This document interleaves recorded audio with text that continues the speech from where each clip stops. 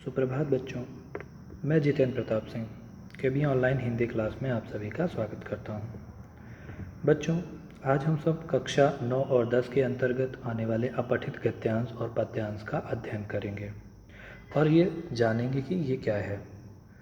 बच्चों, अपठित का अर्थ है बिना पढ़ा हुआ।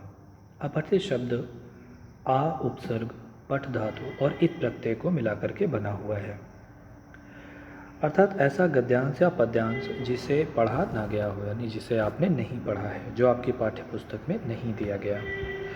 इसके अंतर्गत गद्यांश और पद्यांश आते हैं और अपठित अंश को ध्यानपूर्वक समझकर इस पर आधारित प्रश्नों को हल करके आप अच्छे अंक प्राप्त कर सकते हैं। हम ये जान लें कि अपठित गद्यांश पूछने का उद्देश्य क्या है। ठीक है बच्चों, इसका पहला उद्देश्य है विषय को समझने की क्षमता की परख करना, यानी कि ये जानना कि आप कितना बेहतर तरीके से किसी भी विषय को समझ पाते हैं। आपकी क्षमता का आकलन करने के लिए अपठित गद्यांश आपसे पूछा जाता है।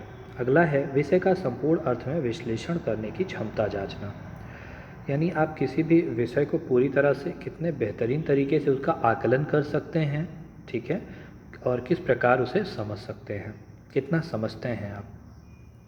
तीसरा है भाषा शैली एवं भाषा शैली संबंधी ज्ञान परखना, यानी आपको उस भाषा का, यानी गद्यांश या पद्यांश जिस भी यदि इंग्लिश में पूछा जाता है तो मतलब अंग्रेजी भाषा का कितना ज्ञान है आपको, है ना, और हिंदी में है तो यानी हिंदी में कि आपको आप कितना ज़्यादा बेहतर रूप से आप उस भाषा शैली को समझते हैं, तो आपकी इस जानकारी को भी जानना होता है। और चौथा है कि केंद्रीय भाव, अर्थात जो उसका मूल भाव है और उसके निहित संदेश, जो गद्यांश या पद्यांश आप पढ़ रहे हैं उसमें क्या बताया गया है, और उसके शीर्षक समझने की परख रखना कि आपका कितना बेहतरीन रूप से आप उसे समझ पाते हो और उसको एक टाइटल, एक शीर्षक दे सकते हो। ठीक है, तो इन उद्देश्यों के लिए आपसे अपठित गद्यांश पूछे जाते हैं। अपठित गद्यांश को हल करते समय कुछ बातों का ध्यान रखना होता है। गद्यांश को एक बार पढ़ने से यदि मूल भाव स्पष्ट नहीं होता तो इसे ध्यानपूर्वक दोबारा पढ़ना चाहिए। गद्यांश या पद्यांश अगर आप एक बार पढ़ रहे हैं और नहीं समझ में आता तो आप बार बार पढ़िए, इससे आप अच्छे से समझ पाएंगे। अगला है गद्यांश का मूल भाव समझने का प्रयास करना चाहिए। जब आप उसे एक बार, दो बार या तीन बार जब पढ़ेंगे तो आप उसका केंद्रीय भाव समझ पाएंगे। पाठ में आए कठिन शब्द, उपसर्ग प्रत्यय से बने शब्द, यानी जो उपसर्ग और प्रत्यय है उससे बने जो शब्द हैं वो, और सामासिक पद, समास अर्थात जो दो पदों का योग होता है, ठीक है, जहाँ दो पदों को जोड़ा गया होता है, तो उन्हें क्या करना चाहिए, उन्हें आप पढ़ते समय ही रेखांकित कर लें, क्योंकि उन्हीं से आपसे प्रश्न पूछा गया होता है या पूछा जाएगा। ठीक है, आगे है, ध्यान रहे पूछे गए प्रश्नों का उत्तर गद्यांश से ही देना चाहिए। कई बार आपसे कुछ पूछा गया और अपने ज्ञान के आधार पे या पूर्व ज्ञान या विवेक के आधार पे आप उनका उत्तर देने लगते हैं, तो ऐसा करना नहीं चाहिए। आपको क्या करना है, आपको जो गद्यांश में दिया गया है उसके अनुसार ही समझ कर के गद्यांश से ही आपको उनके उत्तर देने होते हैं। अगला है शीर्षक का चयन करते समय पूरे गद्यांश का मूल भाव ध्यान में रखना चाहिए। जब आप शीर्षक चुनें तो आप ये जानें कि शीर्षक वो हो कि पूरे गद्यांश में जो भी बातें बताई गई हैं वो सब कुछ उसी शीर्षक के इर्द गिर्द होना चाहिए। ठीक है, तो शीर्षक डायरेक्ट रूप से उससे संबंधित होना चाहिए और वो जो है गद्यांश या पद्यांश का मूल भाव होना चाहिए। ठीक है, शीर्षक के लिए और क्या इम्पोर्टेंट है, संक्षिप्त हो, संक्षिप्त अर्थात छोटा हो, आकर्षक हो, अच्छा शीर्षक हो और सार्थक यानी अर्थ हो उसका। ऐसा नहीं कि आपने कुछ भी शीर्षक लिख दिया, तो ऐसा बिल्कुल नहीं होना चाहिए। ठीक है, तो इन बातों का आप ध्यान रखेंगे। ठीक है, आगे हम अपना पहला गद्यांश पढ़ते हैं। मनुष्य अपने भविष्य के बारे में चिंतित है। सभ्यता की अग्रगति के साथ, ध्यान से आप पढ़ेंगे, सभ्यता की सबसे पहले क्या है ये, मनुष्य अपने भविष्य के बारे में चिंतित है। किसके बारे में, भविष्य के बारे में चिंतित है। सभ्यता की अग्रगति के साथ ही चिंताजनक अवस्था उत्पन्न होती जा रही है। इस व्यावसायिक युग में उत्पादन की होड़ लगी हुई है। कुछ देश विकसित कहे जाते हैं, कुछ विकासोन्मुख। विकसित देश वह हैं जहां आधुनिक तकनीक का पूर्ण उपयोग हो रहा है। ऐसे देश नाना प्रकार की सामग्री का उत्पादन करते हैं और उस सामग्री की खपत के लिए बाजार ढूंढते हैं। अत्यधिक उत्पादन क्षमता के कारण ही ये देश विकसित और अमीर हैं। ठीक है, तो ये भी इम्पोर्टेंट है। विकासोन्मुख या गरीब देश उनके समान ही उत्पादन करने की आकांक्षा रखते हैं और इसलिए उन सभी आधुनिक तकनीकों की जानकारी प्राप्त करते हैं, उत्पादन क्षमता बढ़ाने का स्वप्न देखते हैं। ठीक है, तो आप देख रहे हैं, समझ पा रहे होंगे किस प्रकार से जो विकसित देश हैं वो क्या करते हैं और उन्हीं के पीछे उन्हीं के जैसा करना चाहते हैं विकासशील देश, तो वो भी उन आधुनिक तरीकों की खोज कर रहे हैं। आगे इसका परिणाम यह हुआ कि सारे संसार में उन वायुमंडल प्रदूषण यंत्रों की भीड़ बढ़ने लगी है जो विकास के लिए परम आवश्यक माने जाते हैं। इन विकासवाहक उपकरणों ने अनेक प्रकार की समस्याएं उत्पन्न कर दी है। वायुमंडल विषाक्त गैसों से ऐसा भरता जा रहा है कि संसार का सारा पर्यावरण दूषित हो उठा है, जिससे वनस्पतियों तक के अस्तित्व संकटापन्न हो गए हैं। अपने बढ़ते उत्पादन को खपाने के लिए हर शक्तिशाली देश अपना प्रभाव क्षेत्र बढ़ा रहा है और आपसी प्रतिद्वंदिता इतनी बढ़ गई है कि सभी ने मारणास्त्रों मारणास्त्रों का विशाल भंडार बना रखा है। मरण प्लस अस्त्रों यानी जो मारने के लिए काम में आने वाले जो अस्त्र शस्त्र हैं उनका विशाल भंडार बना रखा है। बच्चों, यदि आपको कहीं भी समझने में दिक्कत हो रही है तो आप दोबारा इसे पढ़ें और फिर अब हम आगे चलते हैं कि इसके संबंधित कौन से प्रश्न हैं। आपके लिए ये प्रश्न है, आज मनुष्य अपने भविष्य के बारे में चिंतित क्यों दिखाई देता है। तो आपने पढ़ा था कि भविष्य के लिए चिंतित क्यों दिखाई दे रहा है, क्योंकि पर्यावरण प्रदूषित होता जा रहा है और इस प्रकार के अस्त्र शस्त्र यानी विध्वंसक अस्त्र शस्त्र बनते जा रहे हैं जिससे मानवता कभी भी नष्ट हो सकती है। ठीक है, तो जाहिर सी बात है कि मनुष्य का जो भविष्य है वो भविष्य जो है वो संकट में है ना, तो कभी भी प्रॉब्लम हो सकती है। आगे देखिए अगला प्रश्न, इसको किन विशेषताओं के आधार पर विकसित हो देश को होना चाहिए। मैं इसे ठीक कर लेता हूँ।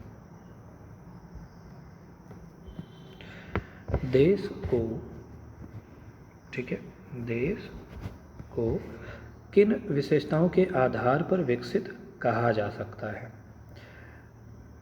तो जाहिर सी बात है कि आप ये कर सकते हैं कि कोई भी देश विकसित तब है जब उस बहुत आधुनिक उपकरणों का प्रयोग कर रहा हो, ठीक है, और वैज्ञानिक तरीके से वो अपने सारे कार्यों का संपादन करता हो। ठीक है, उसमें बहुत सारी चीज़ें आ जाती हैं। तीसरा है गरीब देशों की अभिलाषा। अभिलाषा का अर्थ है इच्छा, क्या होती है और क्यों। अगला प्रश्न है अत्यधिक उत्पादन क्षमता का दुष्परिणाम स्पष्ट कीजिए। अत्यधिक उत्पादन क्षमता जो हम बढ़ाने के लिए लगे हुए हैं उसके क्या दुष्परिणाम हैं, उससे क्या हो रहा है। पांचवा प्रश्न है आपके लिए, संधि विच्छेद कीजिए। विकासोन्मुख और पर्यावरण। विकासमुख, विकास की ओर बढ़ा हुआ, विकास उन्मुख, इसका आपको संधि विच्छेद करना है। और पर्यावरण मैंने कई बार आपको बताया था। ठीक है, छठा प्रश्न है व्यावसायिक। व्यावसायिक जिस प्रकार से सांस्कृतिक शब्द है ना, तो वो उसी प्रकार से व्यावसायिक है। आपको देखना है कि इसमें कौन सा मूल शब्द है और कौन सा प्रत्यय प्रयुक्त हुआ है। अगला है अत्यधिक शब्द में मूल शब्द एवं उपसर्ग बताएं। अत्यधिक, ठीक है, अत्यधिक शब्द में मूल शब्द एवं आपको उपसर्ग बताना है कि कौन सा उपसर्ग इसमें प्रयुक्त हुआ है। तो ये प्रश्न हैं आपके। चलिए आगे चलते हैं। गद्यांश 2 दूसरा है, विज्ञान और तकनीकी के विकास से अणुबमों की बच्चों दोनों ही कहीं ना कहीं सभ्यता हमारी जो वैज्ञानिक प्रगति है, विज्ञान है, इससे संबंधित हमने दोनों ही गद्यांश लिए हैं। आपके लिए ये निबंध में भी सहायक होंगे और आपकी जो विचार क्षमता है वो भी बढ़ेगी। विज्ञान और तकनीकी के विकास से अणुबमों की अनेक संहारकारी किस्में ईजाद हुई हैं। ये यदि किसी सिरफिरे राष्ट्रनायक की झक के कारण सचमुच युद्ध क्षेत्र में प्रयुक्त होने लगे तो पृथ्वी जनशून्य हो जाएगी। कहीं भी थोड़ा सा प्रमाद हुआ तो मनुष्य का नाम लेवा कोई नहीं रह जाएगा। एक और जहां मनुष्य की बुद्धि ने धरती को मानव शून्य बनाने के भयंकर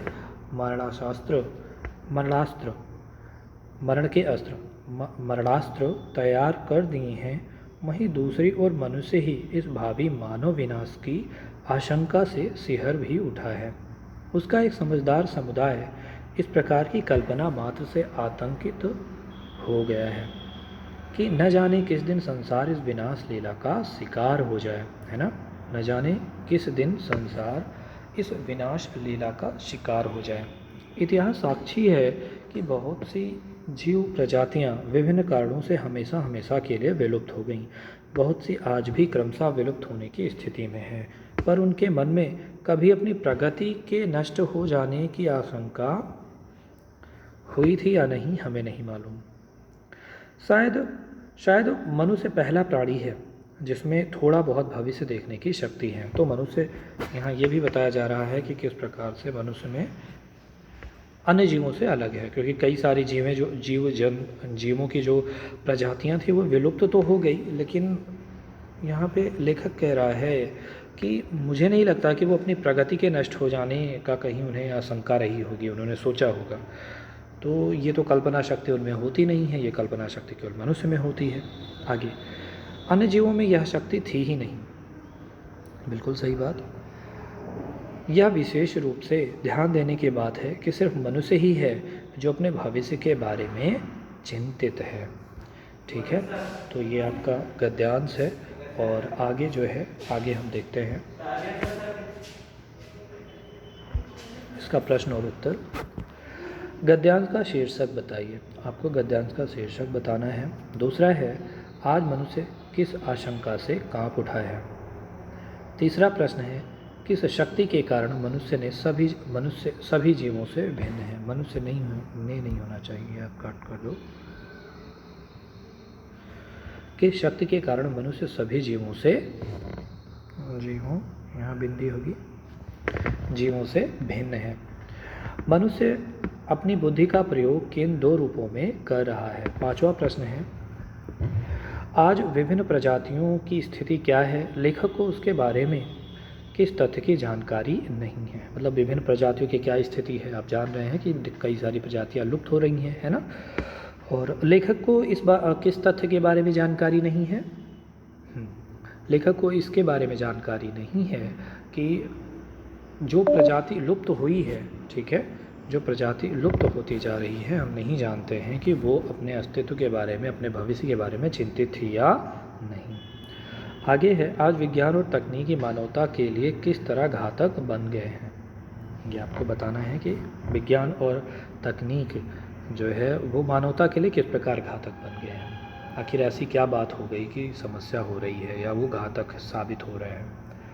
तो कई मुख्य बातें हैं जो आप लिख सकते हैं, जैसे पर्यावरण से संबंधित, जो पर्यावरण प्रदूषण है और किस प्रकार के जो अस्त्र शस्त्रों की उत्पत्ति हो रही है, लोग बना रहे हैं, नए नए अस्त्र शस्त्रों की खोज हो रही है। ठीक है, जैविक हथियार और परमाणु बम जैसे विनाशकारी हथियार बनाए जा रहे हैं। ठीक है, इसकी जो होड़ लगी है तो ये भी बहुत खतरनाक है।